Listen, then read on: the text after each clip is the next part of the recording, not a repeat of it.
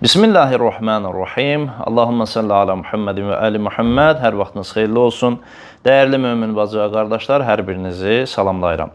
Bugünkü mövzumuzda uşağın, azyaşlı uşağın idrarı ilə, sidiyi ilə nəcis olmuş bir xalçanın nə şəkildə paklamaq lazım olduğunu sizlərə göstərmək istəyirəm. Çox ailələrin üzləşdiyi və soruşduğu və daha doğrusu çətinlik çəkdiyi bir mövzudur.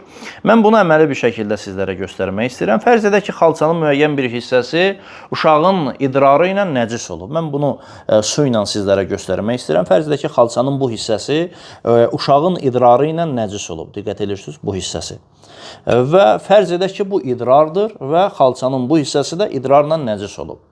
Bunu paklamaq istədikdə az su ilə təbii ki, məsələn fincanda, çaydanda və yaxud da ki, stəkanda olan su ilə paklamaq istədikdə bu sidiyin özünü, eynini aradan aparmaq lazım deyil. Diqqət edirsiniz, ümumən mən bir məsələni nəzərinizə çatdırım ki, bizim nəcislərimiz iki qismə bölünür. Bəzi nəcislər vardır ki, bayırda onların əsəri zərrəcikləri vardır. Məsələn, qan kimi, qanın bayırda zərrəciyi var, ifrazat kimi, məni kimi.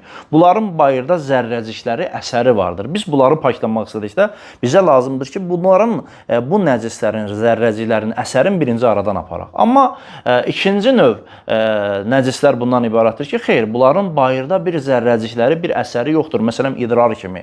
Bunları paklamaq istədikdə bunların eynini və əsərini özünü əvvəlcədən aparmağa, aradan aparmağa ehtiyac yoxdur. Məsələn, fərz edək ki, uşağın idrarı ilə bu hissə nəcis olub və biz bunu istakanda və çaydanda olan su ilə aradan aparmaq istəyirik. Yəni, az su ilə aradan aparmaq istəyirik. Həmin o idrarın üzərinə bu istakanda olan suyu bu şəkildə boşaldırıq və tam bu su həmin o nəcis olmuş yeri əhatə eləsin. Hətta ondan biraz da çox olsun. Bu cür olduğu təqdirdə hər hansı bir pak bez parçası ilə biz bu suyu buradan cəm eləsək, daha doğrusu möhkəm bir şəkildə bu bez parçasını bu xalçanın üzərinə sıxırıq ki, həmin o suyu oradan cəzb eləsin özünə çəksin.